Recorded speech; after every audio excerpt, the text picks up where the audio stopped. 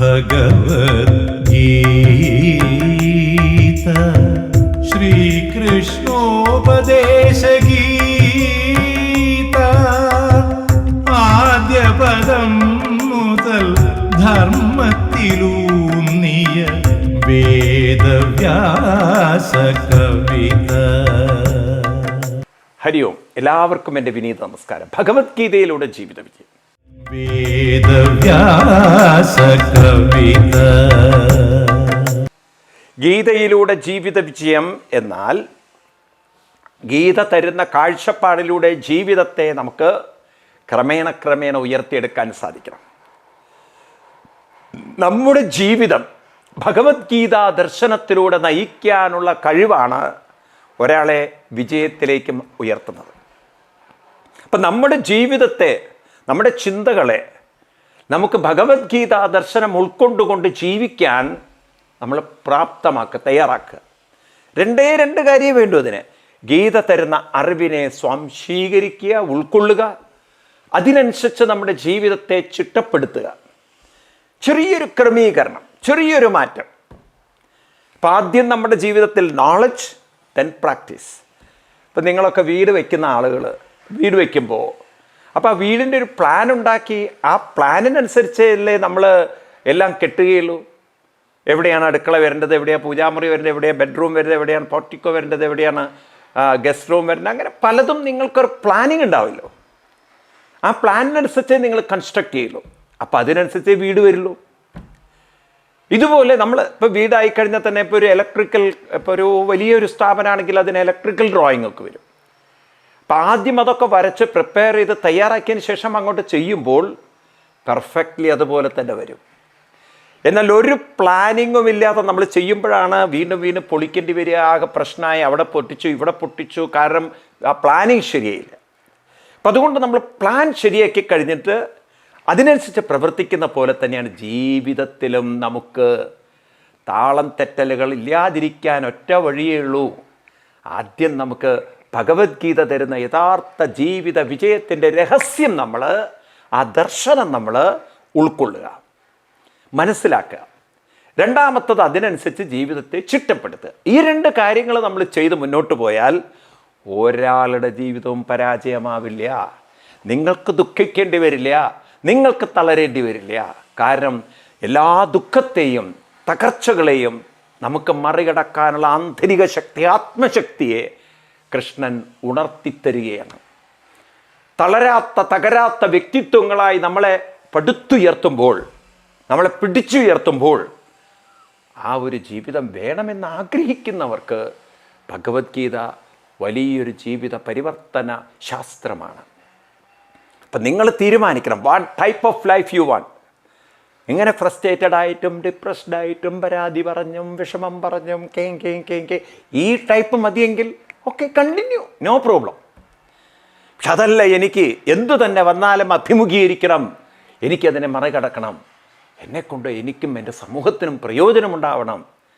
അങ്ങനെ നിങ്ങളിൽ നിന്നൊരു ഗ്രേറ്റ് പേഴ്സണാലിറ്റിയെ നിങ്ങൾ കാണുന്നെങ്കിൽ ഗീത നിങ്ങൾക്കൊരു മാർഗദർശിയാണ്. അങ്ങനെയുള്ളവർക്ക് വേണ്ടിയിട്ടാണ് ഗീത കൃഷ്ണൻ പറഞ്ഞിട്ടുള്ളത്. അപ്പം അതുകൊണ്ടാണ് കുറേ ആളുകൾ സാധാരണ പറയും, കുറേ ആളുകൾ സമൂഹത്തിൽ നമുക്ക് ചെറുപ്പക്കാരെ കാണാം, oh I don't believe in God, ഞാൻ ദൈവത്തിലൊന്നും വിശ്വസിക്കില്ല. അച്ഛനും അമ്മയൊക്കെ വലിയ അമ്പലത്തിൽ പോകുന്നവരല്ലേ, പള്ളിയിൽ പോകുന്നവരൊക്കെ ആയിരിക്കും, I don't believe in, I believe in my work is worship. പ്രവൃത്തിയിൽ എന്നാൽ നിങ്ങൾ ആ പ്രവൃത്തി ചെയ്യുന്ന ആളുടെ ക്വാളിറ്റി ഓഫ് വർക്ക് നോക്ക്. ചിലപ്പം അവിടെ മുഴുവൻ ഫ്രസ്ട്രേഷനും ഡിപ്രഷനും ഫൈറ്റും, വെറുതെ മനസ്സിൽ അങ്ങനെ ദേഷ്യവും കൊണ്ട് നടന്ന് അവർ ശരിയില്ല ഇവർ ശരിയില്ല മറ്റവർ വർക്ക് ചെയ്യുന്നില്ല. ഈ ടൈപ്പ് ഫ്രസ്ട്രേറ്റഡ് മൈൻഡാണ് നിങ്ങൾ ഡെവലപ്പ് ചെയ്തെങ്കിൽ what kind of work is worship? അതൊക്കെ വെറുതെ പറയാൻ പറ്റും. അപ്പം അതുകൊണ്ട് നമുക്ക് വേണ്ടത് നമ്മുടെ ജീവിതത്തിൽ വ്യക്തമായൊരു ദർശനം, കാഴ്ചപ്പാട്. What is life? Life is, പൊതുവേ നമ്മൾ ലൈഫിനെ എന്താ നിർവചിക്കുക? ലൈഫ് എന്ന് പറഞ്ഞു കഴിഞ്ഞാൽ life is full of energy എന്നാണ് നമ്മൾ പറയുക. അപ്പം ലൈഫ് മീൻസ് ഹാപ്പിനെസ്.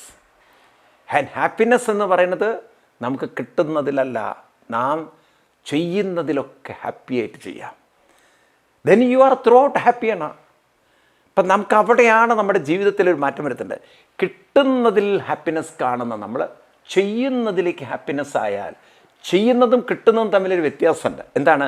ചെയ്യുന്നത് നിങ്ങളുടെ എഫേർട്ടാണ്, നിങ്ങളുടെ പ്രയത്നമാണ്, നിങ്ങളുടെ ഉള്ളിൽ നിന്നും പുറത്തു വരേണ്ടതാണ്. യു ആർ ഡൂയിങ്, നിങ്ങളാണ് അതിൽ ഇൻവോൾവ് ചെയ്യുന്നത്. കിട്ടുന്ന സമയത്ത് നിങ്ങൾക്ക് എന്തോ ഒരു ഫാക്ടർ, അല്ലെങ്കിൽ നിങ്ങൾ ചെയ്തു തന്നെ ആയിരിക്കാം, കിട്ടുന്ന സമയത്ത് കിട്ടുന്നതിൽ നിങ്ങൾ കൂടുതലൊരു സെൽഫിഷാണ്. എനിക്ക് കിട്ടി, എനിക്ക് കിട്ടി, എനിക്ക് കിട്ടി, എനിക്ക് കിട്ടി എന്നുള്ളൊരു സെൽഫിഷ്നെസ്. ഞാൻ ആ സെൽഫിഷ്നെസ് ചെയ്യുന്നതില്ല എന്നല്ല പറയുന്നത്, ചെയ്യുന്നതിലും ഒരു സെൽഫിഷ്നെസ് ഉണ്ട്, ഞാൻ ചെയ്യുന്നു. പക്ഷേ അവിടെ ഒരു പ്രത്യേകത എന്ന് വെച്ചാൽ, ആ ചെയ്യുന്ന കാര്യത്തിൽ കൂടുതലൊരു ഫോക്കസ് വരുമ്പോൾ ആ വ്യക്തിയുടെ മനസ്സിലൊരു മാറ്റം ഉണ്ടാവും. എന്നാൽ കിട്ടുന്നതിൽ മനസ്സ് വയ്ക്കുന്ന ഒരാൾക്ക് അത് കുറേ കൂടി അവരുടെ മനസ്സിൽ ഒരു സെൽഫിഷാണെന്ന് ഞാൻ പറയാൻ കാരണം, മറ്റുള്ളവർക്ക് കിട്ടിയതിനേക്കാളും എനിക്ക് കിട്ടിയല്ലോ, മറ്റുള്ളവരെ കൺസിഡർ ചെയ്യുന്നതിനേക്കാളും എനിക്ക് കിട്ടിയല്ലോ, എനിക്ക് മറ്റുള്ള ഒരു കമ്പാരിസണുണ്ട്, ഒരു കോമ്പറ്റീഷനുണ്ട്, ഒരു മറ്റുള്ളവരെ തോൽപ്പിച്ചതിലുള്ളൊരു സന്തോഷമുണ്ട്. അതൊക്കെയാണ് ഇങ്ങനെ കിട്ടുന്നതിൽ മാത്രം സന്തോഷമുള്ള ആളുകൾ.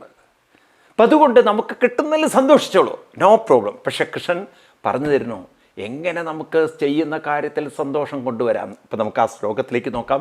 20-ാം ശ്ലോകം 4-ാം അധ്യായത്തിൽ അതിഗംഭീരമാണ്. നമുക്ക് ആ ശ്ലോകം ഒന്ന് ചൊല്ലാം. നമ്മൾ കഴിഞ്ഞ ക്ലാസ്സിലും കണ്ടു, ഒന്നുകൂടി ആവർത്തിക്കാം.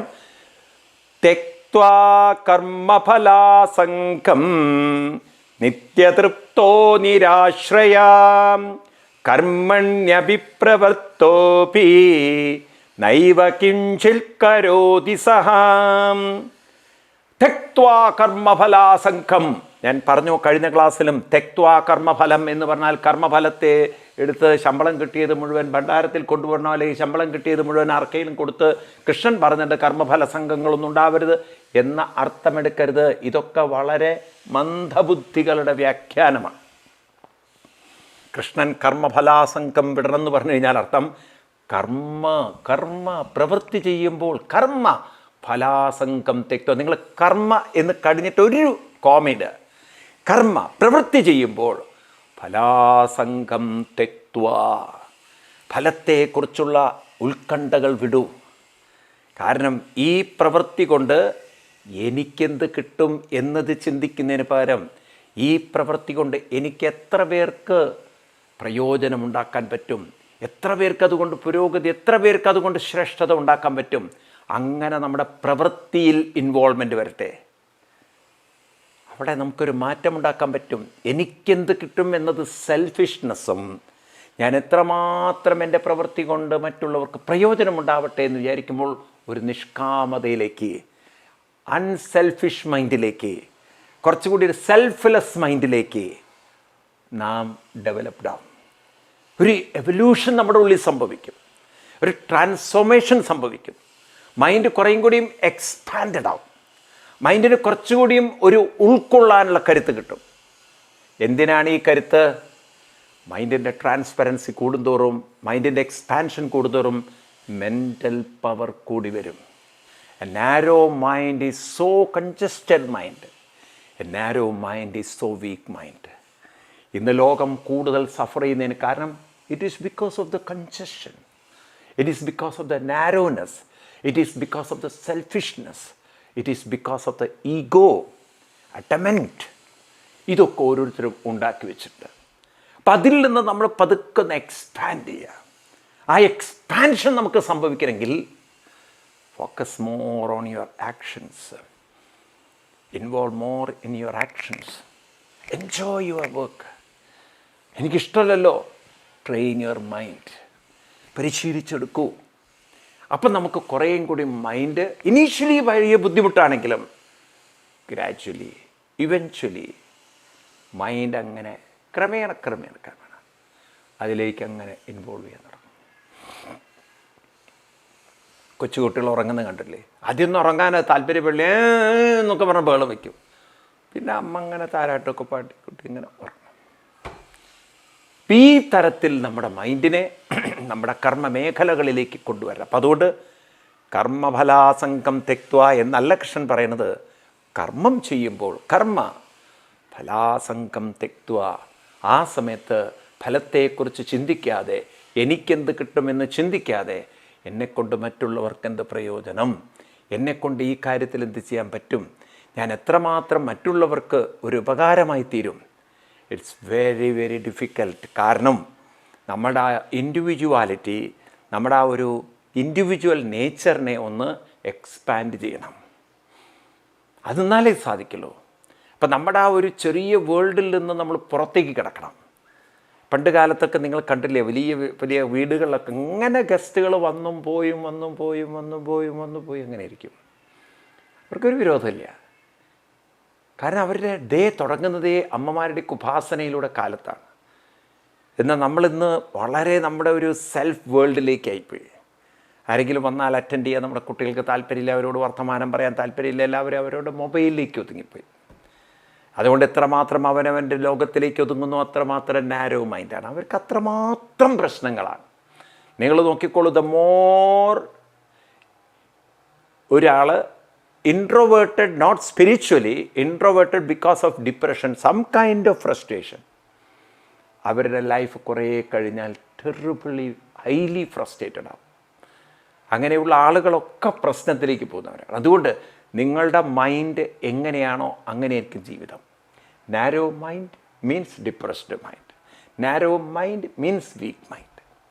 അപ്പോൾ ആ സെൽഫിഷ് നാരോ നേച്ചറിനെ മാറ്റിയിട്ട് നമ്മൾ കർമ്മണി അഭിപ്രവൃത്തോപി, അവനവൻ്റെ കർമ്മമേഖലകളിൽ പ്രവർത്തിച്ചുകൊണ്ട് അതിലങ്ങനെ രമിച്ചുകൊണ്ട്, കൃഷ്ണൻ പറയുന്നു നിത്യതൃപ്തോ. എങ്ങനെ ചെയ്യണം പ്രവൃത്തി? നിത്യതൃപ്തോ, നിത്യതൃപ്തനായി, നിരാശ്രയ. കഴിയുന്നത്ര മനസ്സ് ഒരു സുഖത്തിന് വേണ്ടി ഒന്നിനെയും ആശ്രയിക്കാതിരിക്കട്ടെ. ഈ നിരാശ്രയ എന്ന വാക്കൊക്കെ ഉണ്ടല്ലോ, വളരെ ഇമ്പോർട്ടൻ്റ് ആണ്. ഒരു പ്രവൃത്തി ചെയ്യുമ്പോൾ വേറൊന്നിനെ ആശ്രയിക്കരുതെന്ന് പറഞ്ഞു കഴിഞ്ഞാൽ അർത്ഥം, when you are focusing on something, ആ സമയത്ത് വേറൊന്നിലേക്ക് മനസ്സ് പോവാതിരിക്കട്ടെ. മനസ്സിനെ ഒരിടത്ത് തന്നെ പിടിച്ചു നിർത്താൻ പറ്റട്ടെ. എനിക്ക് തോന്നുന്നു നമ്മുടെ കുട്ടികൾ ഇത് പഠിക്കേണ്ടത്. നിരാശ്രയ. ഇന്ന് നിങ്ങൾക്ക് ഇഷ്ടമില്ലാത്ത കാര്യങ്ങളാണെങ്കിൽ ചെയ്യുന്നത്, അത് പഠിക്കുന്നതോ അല്ലെങ്കിൽ എന്തെങ്കിലും ജോലി ചെയ്യുന്നത്, ആ സമയത്ത് മനുഷ്യൻ മറ്റൊരു കാര്യത്തെക്കുറിച്ച് ആശ്രയിക്കും. എന്താണ്? മൊബൈലോ, അത് സുഖത്തിന് വേണ്ടി പലതിനെ ആശ്രയിക്കുക. ഇപ്പം കൃഷ്ണൻ പറയുന്നു നിരാശ്രയ എന്ന വാക്കിനർത്ഥം don't depend upon anything for your pleasure. ഒരു സുഖത്തിന് വേണ്ടി നിങ്ങളൊന്നിനെയും ആശ്രയിക്കാതിരിക്കുക. കാരണം സുഖം ഒരു സ്ഥലത്ത് നിന്നോ ഒരു വ്യക്തിയിൽ നിന്നോ ഒരു സാധനത്തിൽ നിന്നോ കിട്ടുന്നതല്ല. സുഖം is the state of mind where your mind is totally relaxed. Relaxed മൈൻഡിൽ നിന്ന് കിട്ടുന്നതാണ് ഹാപ്പിനെസ്.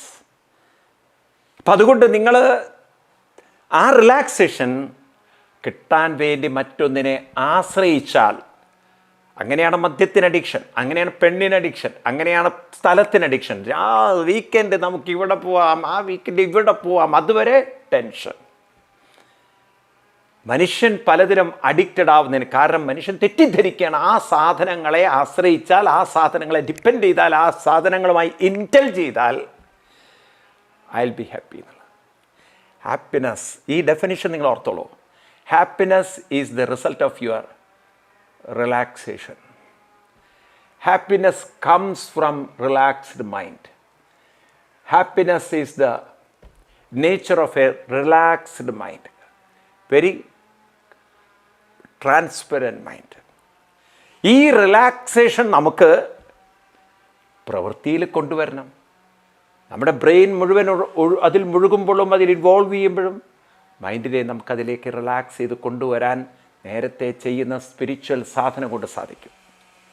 അപ്പോൾ സ്പിരിച്വൽ സാധനകൾ മൈൻഡിൻ്റെ റിലാക്സേഷന് വേണ്ടിയിട്ടാണ്. റിലാക്സ്ഡ് മൈൻഡ് ഉണ്ടോ നിങ്ങൾക്ക് എൻജോയ്മെൻറ്റ് കൂടും. എൻജോയ്മെൻ്റ് ഉണ്ടോ ജോലി ആസ്വദിക്കാൻ പറ്റും, പഠിത്തം ആസ്വദിക്കാൻ പറ്റും. എന്ത് ക്ലാരിറ്റിയാണ് നോക്കൂ കൃഷ്ണൻ തരുന്നത്. ഇതാണ് നമുക്ക് വേണ്ടത്. അപ്പോൾ ഭഗവാൻ പറയുന്നു നിത്യതൃപ്തോ കർമ്മണ്യഭിപ്രവൃത്തോ വി നിത്യതൃപ്ത. നമ്മുടെ കർമ്മമേഖലകളിൽ മുഴുകുമ്പോഴും നിത്യതൃപ്തോ, ഓരോ നിമിഷവും നമ്മൾ എൻജോയ് ചെയ്യട്ടെ, ഓരോ നിമിഷവും നമ്മളത് ആസ്വദിക്കുന്നവരായി തീരട്ടെ. അങ്ങനെ എന്ത് പ്രവൃത്തി ചെയ്യുന്നു എന്നുള്ളതല്ല, അത് ആസ്വദിച്ചുകൊണ്ട് എൻജോയ് ചെയ്തുകൊണ്ട് നമുക്കത് ചെയ്യാൻ സാധിക്കട്ടെ. അങ്ങനെ നമ്മുടെ മേഖലകളിൽ മുഴുകാൻ നമുക്ക് സാധിച്ചാൽ result will be the best. അല്ലെങ്കിൽ as the mind so the result. നിങ്ങൾ അനാവശ്യമായ ചിന്തകളും നിങ്ങളുടെ ശ്രദ്ധ വേണ്ടത്ര വർക്കിലില്ലെങ്കിൽ റിസൾട്ടും അങ്ങനെയൊക്കെ ആയിരിക്കും. അപ്പം ആ മനസ്സിനെ ഒന്ന് ഫോക്കസ് ചെയ്ത് കിട്ടാൻ, ആ മനസ്സിനെ ഒന്ന് റിലാക്സ് ചെയ്ത് കിട്ടാൻ എളുപ്പമാണെന്ന് അത്ര വിചാരിക്കരുത്. Mind need so much training for that. അതാണ് നമ്മൾ പലരും ചെയ്യാൻ മടിക്കുന്നത്. കാരണം ഒരു സ്പിരിച്വൽ സാധനകളില്ലാതെ, ഒരു പ്രാക്ടീസ് ഇല്ലാതെ നിങ്ങളുടെ മൈൻഡിനെ റിലാക്സ് ചെയ്യാം എന്നത് വെറുതെ വിചാരിക്കരുത്. ആളുകൾ അങ്ങനെ തെറ്റിദ്ധരിക്കുകയാണ്. എൻ്റെ മൈൻഡൊക്കെ എൻ്റെ കൺട്രോളിലാണ്, എൻ്റെ മൈൻഡൊക്കെ ഞാൻ പറഞ്ഞ അനുസരിക്കുക, എൻ്റെ മൈൻഡ് അങ്ങനെയൊന്നും തെറ്റിദ്ധരിക്കരുത്. അങ്ങനെയൊന്നും മൈൻഡിനെ നമ്മുടെ കൺട്രോളിലേക്ക് കൊണ്ടുവരാൻ പറ്റുന്ന ഒരു ഒബ്ജക്റ്റ് അല്ലത്. It is so subtle. അത് തോട്ട്സുകളാണ്, അത് എനർജിയാണ്. എനർജിയെ പിടിക്കണമെങ്കിൽ അതിലും കരുത്തുള്ളൊരു എനർജി കൊണ്ടേ പറ്റുള്ളൂ. എനർജിയെ നിങ്ങൾക്ക് ട്രാൻസ്ഫോം ചെയ്യണമെങ്കിൽ അതിനെപ്പോലും ഇൻഫ്ലുവൻസ് ചെയ്യാൻ സാധിക്കുന്ന ഒരു പോസിറ്റീവ് പവർ നിങ്ങളിൽ ഉണ്ടാവണം. നെഗറ്റീവ് മൈൻഡിനെ പിടിക്കാനുള്ള പോസിറ്റീവ് പവർ കയ്യിലില്ലാത്തവന് എങ്ങനെ മൈൻഡിനെ മാറ്റം വരുത്താൻ പറ്റും? വീട്ടിലൊരു പട്ടിയുണ്ടെന്ന് വിചാരിക്കുക. അത് കഴിച്ചു വിട്ടപ്പോൾ അങ്ങനെ ഓടാൻ തുടങ്ങി. നിങ്ങൾക്ക് നല്ല ഹൈ സ്പീഡിൽ ഓടാൻ പറ്റുന്നുണ്ടെങ്കിൽ ഒരു പക്ഷേ ആ പട്ടിയെ പിടിക്കാൻ പറ്റിയെന്ന് വരും. അല്ലെങ്കിൽ കേട്ടിട്ടില്ലേ പണ്ടൊരു കഥ, ഒരാളുടെ വീട്ടിലെ പശു തളർന്നു പോയി. വെറ്റിനറി ഡോക്ടർ വന്നു. അപ്പം ആ പശുവിനൊരു ഉന്മേഷവും ഊർജ്ജവും കിട്ടാൻ വേണ്ടി എന്തോ ഒരു എനർജി കിട്ടുന്ന ഒരു ഇഞ്ചക്ഷനൊക്കെ ചെയ്തു. അതങ്ങോട്ട് കിട്ടിയതും പശു അതാ 4 കാലിലൊരു ചാട്ടവും പിന്നെ അവിടുന്ന് ഒരു ഓട്ടവും. സകല പറമ്പുകളിലും കയറി തകർത്ത് തരിപ്പണാക്കി ഓടുമ്പോൾ അവിടുത്തെ പല പറമ്പിൻ്റെ ഉടമകൾ വന്ന് ബഹളം വയ്ക്കാൻ തുടങ്ങി. ഈ മനുഷ്യൻ ആ വെറ്റിനറി ഡോക്ടർ എടുത്ത് എന്നിട്ട് പറഞ്ഞു, എനിക്ക് അങ്ങനെ ഒരു ഇഞ്ചക്ഷൻ തരുമെന്ന്. കാരണം പശുവിനെ പിടിക്കാൻ പോകണമെങ്കിൽ എനിക്കൊരു എനർജി വേണ്ടേ എന്നതുപോലെ നമ്മുടെ വീക്ക് മൈൻഡിനെ നമുക്ക് നിയന്ത്രിക്കാൻ സാധിക്കണമെങ്കിൽ അതിനൊരു എനർജി വേണ്ടേ? ആ എനർജി എവിടെ നിന്ന് കിട്ടും? അതിനാണ് നിങ്ങളോട് സാധന ചെയ്യാൻ പറഞ്ഞത്. അപ്പം അതുകൊണ്ട് കൃഷ്ണൻ പറഞ്ഞ വളരെ സത്യമല്ലേ, തെക്വാ കർമ്മഫലാസംഗം എന്ന് പറഞ്ഞാൽ കർമ്മം ചെയ്യുന്ന സമയത്ത് ഫലത്തെക്കുറിച്ചുള്ള ഉത്കണ്ഠകളും ആശങ്കകളും ഒന്നും വേണ്ട, അതൊക്കെ വിടണം. പക്ഷെ എങ്ങനെ സാധിക്കും? അത് വരുമല്ലോ, അത് താനെ വരുമല്ലോ, പറയാതെ തന്നെ കടന്നു വരുമല്ലേ. അതിനെ നിയന്ത്രിക്കണം. അതെങ്ങനെ നിയന്ത്രിക്കാൻ സാധിക്കും? അത് നിയന്ത്രിക്കണമെങ്കിൽ കൃഷ്ണൻ പറഞ്ഞതുപോലെ നിരാശ്രയ, ഒന്നിനെയും സുഖത്തിന് വേണ്ടി ആശ്രയിക്കാതെ സാധനകളിൽ ആദ്യം മനസ്സിനെ പരിശീലിപ്പിച്ച് ആനന്ദം കണ്ടെത്താൻ സാധിക്കണം. രാവിലെ കൃത്യമായ കുറേ പദ്ധതികളുണ്ടാവണം ജീവിതത്തിൽ, കൃത്യനിഷ്ഠയും. അതുപോലെ ഇത്ര തവണ ഞാൻ പ്രാണായാമം ചെയ്യും, ഇത്ര തവണ ഞാൻ പ്രണവോപാസന ചെയ്യും, ഇത്ര തവണ ഞാൻ ജപിക്കും. ഇങ്ങനെയൊക്കെ ചില പരിശീലനങ്ങൾ കൺസിസ്റ്റൻ്റായിട്ട് പ്രാക്ടീസ് ചെയ്താൽ കൃഷ്ണൻ പറയുന്ന പോലെ നിരാശ്രയനായി തീർന്നു. നിരാശ്രയം എന്ന് പറഞ്ഞാൽ സുഖത്തിന് വേണ്ടി മറ്റുള്ളതിനെ ആശ്രയിക്കാതെ തന്നിൽ തന്നെ തൻ്റെ സാധനയിൽ സുഖം കണ്ടെത്തി അതിൽ തന്നെ രമിച്ച് അതിൽ തന്നെ ലയിച്ച് പരിശീലിക്കുന്ന ഒരാൾക്ക് easy to involve their mind in their actions. Mind ready. ഇപ്പം നമ്മൾ ഒരു സാധനം ഗോഡൗണിൽ തയ്യാറാക്കി പുറത്തിറക്കുന്ന പോലെയാണ്. വാഹനങ്ങളൊക്കെ അങ്ങനെയല്ലേ, കമ്പനി തയ്യാറാക്കിയിട്ട് റോട്ടിലിറക്കുന്ന പോലെ ഓടിക്കാൻ റെഡിയാണ്. ഇതുപോലെ നമ്മുടെ മൈൻഡ് റെഡിയാണ്. അങ്ങനെയുള്ളൊരു മനസ്സിന് ഭഗവാൻ പറയുന്നു നിത്യതൃപ്തോ, എപ്പോൾ? കർമ്മണി അഭിപ്രവൃത്തോപി. അവനവൻ്റെ കർമ്മമേഖലയിൽ മനുഷ്യൻ രമിച്ചിരിക്കുമ്പോൾ അതിൽ മുഴുകുമ്പോഴും അവനവൻ അതിൽ ആസ്വദിക്കാനുള്ളൊരു കഴിവും ശക്തിയും കിട്ടുമ്പോൾ അങ്ങനെ ഉള്ള ആളുകൾ നൈവ കിഞ്ചിത് കരോതി, അവർ നൈവ കിഞ്ചിത് കരോതി, അവരൊന്നും ചെയ്യുന്നില്ല എന്നാണ് അതിൻ്റെ സ്ഥൂലാർത്ഥം. പ്രവർത്തിക്കുന്നുണ്ടെങ്കിൽ ഒന്നും പ്രവർത്തിക്കുന്നില്ല എന്ന് പറഞ്ഞാൽ അവരുടെ സ്വാർത്ഥ മനസ്സവിടെ പ്രവർത്തിക്കുന്നില്ല, അവരുടെ സ്വാർത്ഥ ചിന്തകൾ പ്രവർത്തിക്കുന്നില്ല. അവർക്കെന്ത് സുഖം കിട്ടി, അവർക്കെന്ത്, അവർ സുഖം അനുഭവിച്ചുകൊണ്ട് ചെയ്യുകയാണ്. എനിക്കെന്ത് കിട്ടി എന്നൊരു ചിന്ത അവിടെ ഇല്ല. അവരവർക്ക് വേണ്ടിയല്ല ഒന്നും ചെയ്യുന്നത്, അവരങ്ങനെ ആസ്വദിക്കുന്നു. അവരുടെ പ്രവൃത്തി കൊണ്ട് എല്ലാവർക്കും പ്രയോജനമുണ്ട്. പിന്നെ നമ്മൾ സമൂഹത്തിൽ അത്തരത്തിലുള്ളൊരു ആറ്റിറ്റ്യൂഡുള്ളവരെ വളരെ കുറവേ കാണുന്നുള്ളൂ. നമ്മൾ കേട്ടിട്ടുണ്ട് ചില ആളുകളുടെ പ്രവൃത്തി എന്ന് പറഞ്ഞാൽ സർവനാശത്തിൻ്റെ പ്രവൃത്തിയാണ്. എല്ലാം വിപരീതമായി ചെയ്ത് അവസാനം സർവനാശം. നിങ്ങൾ നോക്കൂ, ഈ ലോകത്തിൽ നിങ്ങൾക്കത് കാണാൻ പറ്റും. ഈ ടെററിസ്റ്റ് വിങ്ങുകളൊക്കെ അവരെന്ത് ചെയ്യുന്നതും അവസാനം സർവവും നശിപ്പിക്കുന്ന വിധത്തിലാണ് ചെയ്തു വയ്ക്കുന്നത്. ഒരു രോഗം നന്നാക്കാനല്ല, അത് നശിപ്പിക്കാനാണ്. ഇപ്പം പല രാജ്യങ്ങളിലും തീവ്രവാദത്തിൻ്റെ ശക്തികൾ വളർന്നു വരുമ്പോൾ അവരുടെ പ്രവൃത്തി മുഴുവൻ നോക്കൂ നിങ്ങൾ, മറ്റ് രാജ്യക്കാർക്ക് ഒരു പരിധിവരെ സഹിക്കാൻ പറ്റിയിരിക്കും. അത് കഴിഞ്ഞാൽ പിന്നെ അതിൻ്റെ അപ്പുറത്ത് പോയാൽ പിന്നെ എന്ത് ചെയ്യാൻ പറ്റും? പിന്നെ ബോംബിങ്ങും മിസൈലും തകർത്തു ആ രാജ്യം തന്നെ തകർത്തില്ലേ. സ്വന്തം പ്രവൃത്തി സർവനാശത്തിലേക്ക് നയിക്കണം. ഭാരത സംസ്കാരം അതല്ല. ഭാരത സംസ്കാരം സർവനാശത്തിൻ്റെ അല്ല, ദുര്യോധന കൾച്ചർ അല്ല അത്. ദുര്യോധനൻ പ്രവർത്തിക്കുന്നൊക്കെ സർവനാശത്തിലേക്കാണ് എത്തിയത്. ഇപ്പം നമ്മുടെ പ്രവൃത്തികൾ സർവനാശത്തിൻ്റെ പ്രവൃത്തിയാവരുത്. പിന്നെ രണ്ടാമത് മറ്റൊരു നാശമുണ്ട്, ആത്മനാശം. സർവനാശം വരുത്തിയില്ലെങ്കിലും ആത്മനാശം, അതായത് അവസാനം. ആത്മനാശം എന്ന് പറഞ്ഞാൽ അവസാനം പരിഭവങ്ങളും പ്രയാസങ്ങളും ദുഃഖങ്ങളും വിഷമങ്ങളും പറഞ്ഞ് അവസാനം സ്വസ്ഥതയില്ലാതെ, ശാന്തിയില്ലാതെ, സന്തോഷമില്ലാതെ ജീവിക്കുന്ന ആളുകൾ. ഇപ്പം നോക്കൂ, എന്താ അവസാനം ഉണ്ടായത്? What kind of mind V achieved? ഏത് തരത്തിലുള്ള മനസ്സിനാണ് നിങ്ങൾ ജീവിച്ചത്? സ്വസ്ഥതയും സമാധാനവും ശാന്തിയും ഇല്ലാത്തൊരു മനസ്സിന് വേണ്ടിയിട്ടാണ്. ആത്മനാശം. ആത്മഹനോജന. കൃഷ്ണൻ ഭാഗവതത്തിലും പറയും, അതുപോലെ ഈശാവാസ്യ ഉപനിഷത്തിലും ഉപയോഗിക്കുന്നൊരു വാക്കാണ് ആത്മഹനോജന. ആരാണോ സ്വന്തം മനസ്സിനെ ഉയർത്താനുള്ള പരിശീലനങ്ങളും അറിവൊന്നും നേടാതെ ജീവിക്കുന്നത്, ആത്മഹനോജന, അവരവരെ നശിപ്പിക്കുന്നവരാണ്. ഭാഗവതത്തിൽ കൃഷ്ണൻ പറയും, പ്രത്യേകമാദ്യം സുലഭം സുദുർലഭം പ്ലവം സുകൽപ്പം ഗുരു കർണധാരം മയാനുകൂലേന നമസ്വരേരിതം പുമാൻ ഭവാബ്ദ്യം ന തരേസ ആത്മഹ. ഈ മനുഷ്യ ശരീരം കിട്ടിയിട്ട് മനസ്സിനെ ഉയർത്തി ജീവിതം ആസ്വദിക്കാൻ തക്ക വിധത്തിൽ അതിനെ പരിശീലിപ്പിച്ചെടുക്കാൻ ഗുരുക്കന്മാരിൽ നിന്നും സാധനാനുഷ്ഠാനങ്ങൾ ചോദിച്ച് മനസ്സിലാക്കി ഗുരുക്കന്മാരിൽ നിന്നും അറിവ് നേടി സ്വന്തം ജീവിതത്തെ പാകപ്പെടുത്താത്തൊരുത്തൻ ആത്മഹ, അവൻ മരിച്ചതിന് തുല്യമാണ് എന്ന് പറഞ്ഞാൽ അവൻ്റെ മരണം എന്നൊക്കെ പറഞ്ഞാൽ, ജീവിതം എന്നൊക്കെ പറഞ്ഞാൽ ഒരു നരകത്തിൻ്റെ, ദുഃഖത്തിൻ്റെ, വിഷമത്തിൻ്റെ, പ്രയാസത്തിൻ്റെ, കഷ്ടപ്പാടിൻ്റെ, പരിഭവത്തിൻ്റെ, പ്രയാസങ്ങളുടെ ലോകത്തിലാണ്. ജീവിത ഭാരം ചുമക്കുകയാണ്. ആസ്വദിക്കാൻ, സന്തോഷിക്കാൻ പറ്റുന്നില്ല. നമ്മളങ്ങനെ ആവരുത്. നമ്മളതിൽ നിന്നും വ്യത്യസ്തരാവണം. നമുക്ക് ഓരോ നിമിഷവും ജീവിതം ഒരു ഉത്സവമാവണം. ഓരോ നിമിഷവും നമുക്ക് ജീവിതം ഒരു സെലിബ്രേഷനാവണം.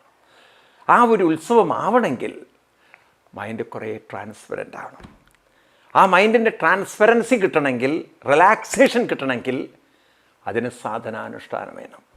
കൃത്യനിഷ്ഠയും കൃത്യമായ ചില അനുഷ്ഠാനങ്ങൾ കൊണ്ട് ക്രമേണ മനസ്സിൻ്റെ ഉള്ളറകളിലേക്ക് കടന്ന് അതിനൊന്ന് സ്വസ്ഥമാക്കി ശാന്തമാക്കി കൊണ്ടുവരാൻ കുറച്ച് കാലം എടുത്താലും വിരോധമില്ല. കാരണം ഗീതയിൽ തന്നെ പറയുന്നുണ്ട്, ഗീതയിൽ 4-ാം അധ്യായത്തിൽ തന്നെ പറയുന്നുണ്ട്, കാലേനാത്മനിവിന്തതി, ഒറ്റയടിക്ക് നടക്കുമെന്ന് വിചാരിക്കേണ്ട.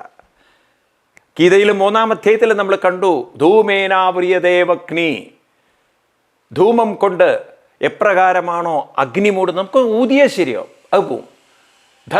ദർപ്പേന മലേനച്ച, കണ്ണാടിയിലോ മറ്റോ പതിഞ്ഞിരിക്കുന്ന പൊടി തട്ടാൻ ഒരു തുണിക്കഷ്ണം മതി. എന്നാൽ അമ്മയുടെ ഗർഭപാത്രത്തിലിരിക്കുന്ന കുട്ടിക്ക് പുറത്തു വരാൻ കുറച്ചു കാലം കാത്തിരിക്കേണ്ടതില്ല. അതുപോലെ ചിലർക്ക് സാധനം കുറച്ചു കാലം അനുഷ്ഠിച്ചാൽ മാത്രമേ മനസ്സൊന്ന് റിലാക്സ്ഡ് ആവുള്ളൂ. സാരമില്ല, എന്നാലും നമുക്ക് തുടങ്ങാലോ.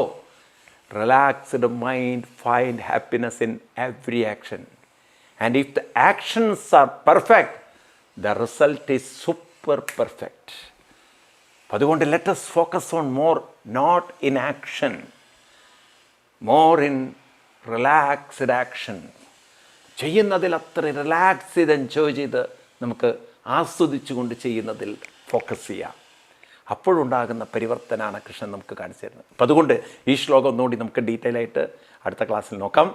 അതുവരെ എല്ലാവർക്കും നന്ദി, നമസ്കാരം. ഉന്നിയ വേദവ്യാസ